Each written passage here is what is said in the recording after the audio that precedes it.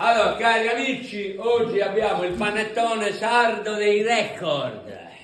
È il panettone che è difficile e pesante, trasportarlo è complesso. Io posso metterlo così come fanno in Africa le donne che trasportano il panettone, perché il panettone, sapete, è una tradizione africana.